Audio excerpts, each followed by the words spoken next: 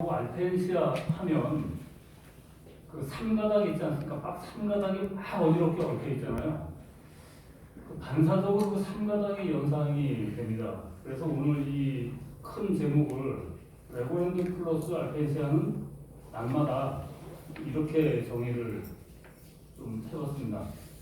우선 레고랜드를 말씀드리자면 개요하고 그 다음에 시대별 정책 변화 과정, 주요 추진 일지는 시간의 제약도 있고 뒤에 또 중복되는 내용도 있고 하니까 이거는 좀 자료를 참고해 주시면 고맙겠고요.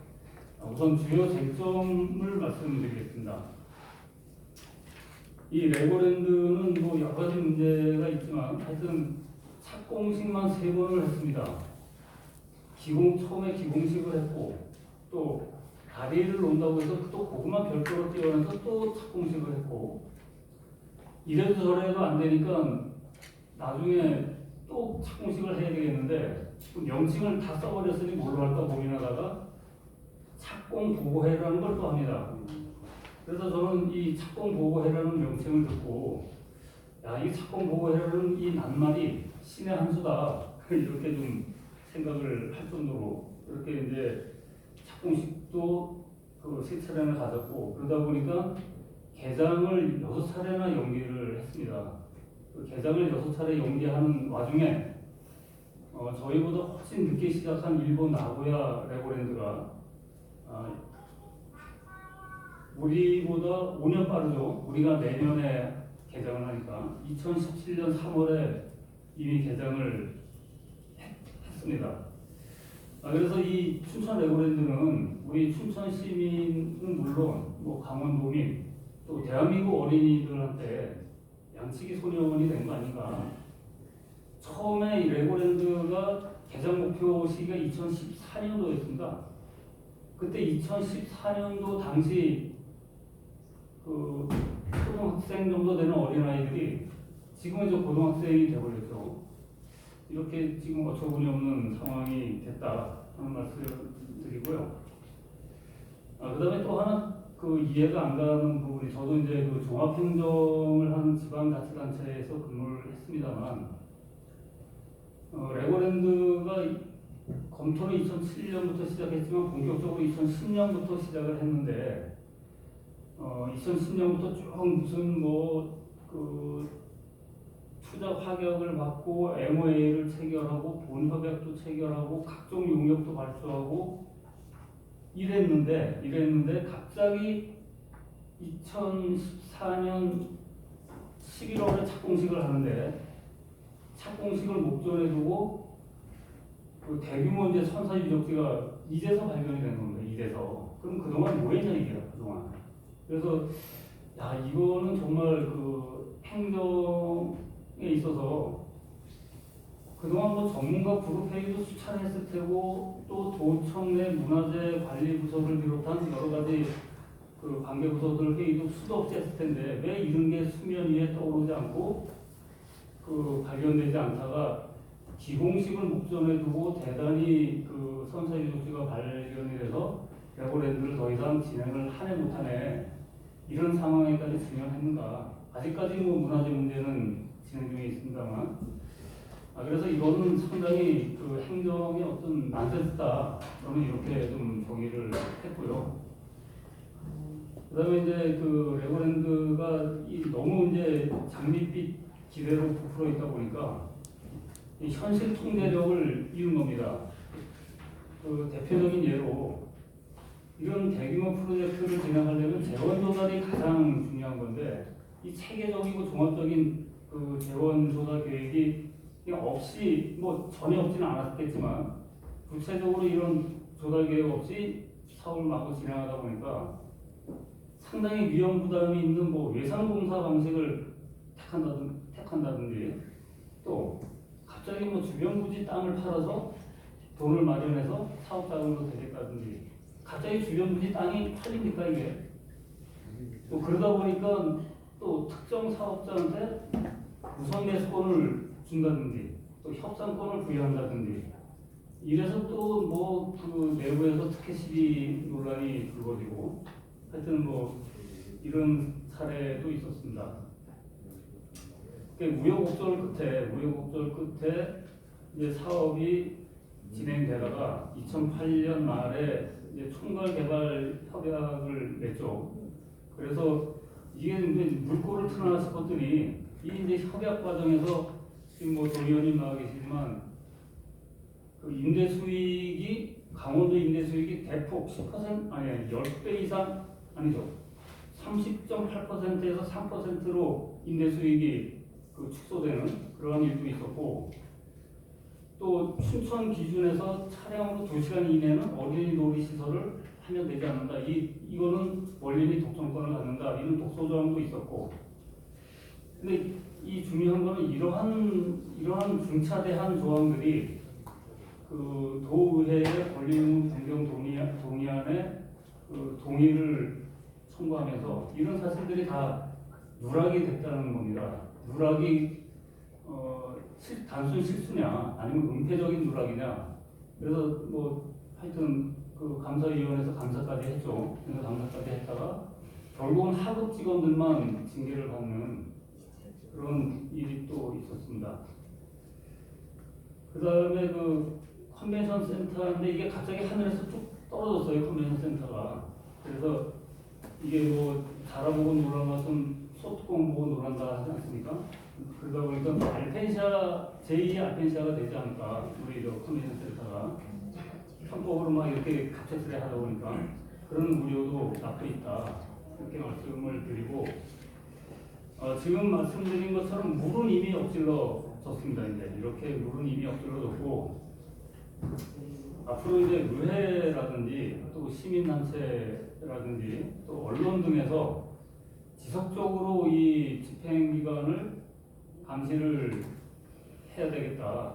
이게 이제 그 남은 과제인데, 그래서 검증 포인트 몇 개를 좀 짚어보면, 강원도가 최초에 발표한 경제 효과가 있습니다. 뭐 연간 200만 명이 방문한다.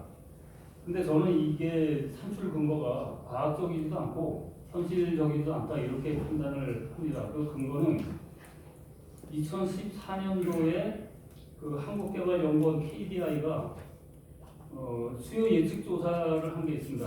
그 조사명은 제가 모르겠는데 두 가지 과학적인 조사를 해서 산술 평균을 냈습니다. 2014년도에. 그래서 이때는 개장 목표가 2016년이었습니다. 그래서 2016년도 개장 첫 해에 180만 명이 온다. 그 다음에 15년 후에 가장 최대치가 오는데 그게 188만 명이다. 이렇게 이제 분석을 한 게 있고, 또 그 자기네 편이라고 할 수 있는 레고랜드 코리아 측에서도 개장 직후에는 150만 명이 올 거다. 이렇게 예상한 그런 지표들이 발표된 게 있습니다. 그래서 200만 명은 조금 그 허수 아닌가. 또 중요한 거는 지금 세계에서 8개인가 9개 레고랜드가 운영되고 있는데, 저는 현실적이고 객관적인 추이를 확보하려면 이 세계적으로 운영되고 있는 이 레고랜드의 그 연도별 입장객 추이, 이 데이터를 확보해야 되는데 강원도는 제가 알기로는 이 데이터가 없어요. 도에 당연히 없겠죠. 그래서 이런 거를 좀 확보해야 객관적인 입장객을 판단할 수 있지 않겠는가 이렇게 생각을 하고요. 레고랜드 코리아 그다음에 이제 일자리 문제인데, 일자리가 9,000개가 창출된다고 했는데 아까 말씀드린 자기네 편 레고랜드 코리아 채용 계획을 보면 1,600명입니다. 1,600명. 그 중에서 정규직은 200명. 이렇게 이제 이게 장밋빛에 불과하다 하는 거를 여실히 증명해주는 그런 지표들이 되겠고요. 또 레고랜드에 대한 경쟁력을 제가 한번 공부를 해봤습니다. 그 세계 테마파크 협회라는 곳이 있는데 그곳에서 세계적으로 운영하고 있는 테마파크를 총 망라해서 탑 25를 선정을 합니다. 탑 25. 근데 이게 최근 자료는 아닌데, 근데 어쨌거나 탑 25 중에 현재 세계적으로 운영되고 있는 레고랜드는 한 개도 들어가 있지 않아요. 그 자료 보시면 롯데월드, 우리나라 롯데월드가 14위, 에버랜드가 15위 이렇게 랭크되어 있습니다. 이런 걸 보면 상당히 좀그 에버랜드 경쟁력도 우리가 물음표를 좀 붙일 필요가 있다 이렇게 생각을 하고요.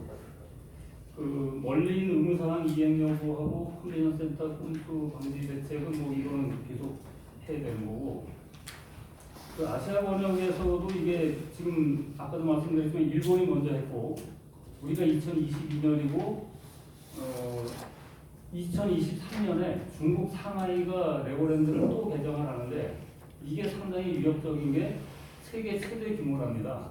그럼 우리나라 바로 이웃한 남쪽의 일본, 북쪽의 중국 이렇게 또 최대 규모라고 하니 이거는 강원도하고 춘천지가 정신 바짝 차리지 않으면 레고랜드가 전지전능한 거다 이렇게 생각하면 좀 오산이다 이렇게 좀 말씀을 드릴 수 있겠습니다. 다음 알펜시아 리조트 말씀드리면 아까 그 김진태 의원님도 말씀하셨지만 사업비가 1조 6천에서 7천 이게 이제 2004년도에 처음 시작했는데 2004년도 강원도 1년 예산이 1조 7천억입니다.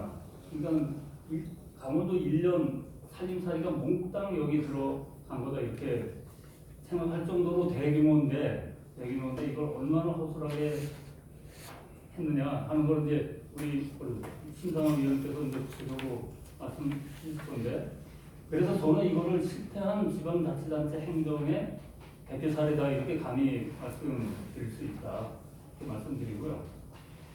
뭐 추진경이나 주요 쟁점, 검증 과제 이거는 제가 말씀드리기보다는 이게 뭐 심상한 의원님하고 중복되는 부분도 많고 해서 심상한 의원님께서 구체적으로 설명하시면 여기 참석하신 분들이 이해하시는데 훨씬 도움이 될 것 같아서 저는 그 부분은 좀 생략을 하고요.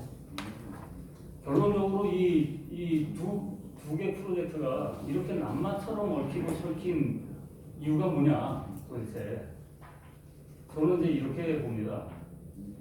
이 두 프로젝트 공통점이 대형 장기 프로젝트다. 그러다 보니까 지자체장들한테는 표심으로 직결되는 거고 그러다 보니까 상당히 매력 있는 사업이다.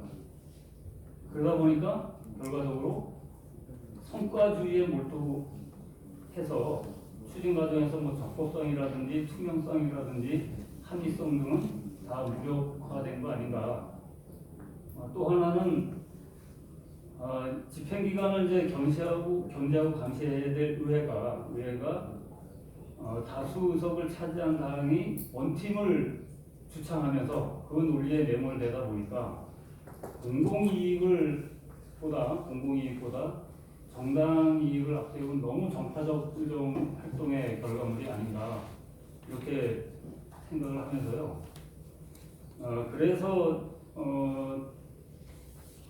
저희가 교훈 삼아야 될 거는 뭐냐면 이렇게 선출된 권력이 짬짬이가 돼서 폭주기관차처럼 이렇게 질주하게 되면 그 피해는 고스란히 주권자한테 넘어온다. 앞으로 어떻게 할 거냐? 앞으로는 그 선출될 권력을 권력 개념으로 보지 말고 우리 일반 주권자들 입장에서는 이분들은 주권자로부터 주권을 이양받은 피주권자에 불과하다.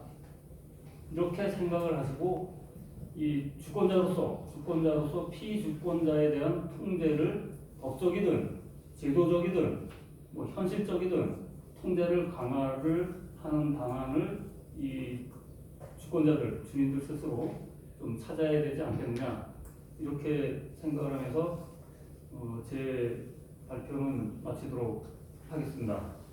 제 발표는 마치고요.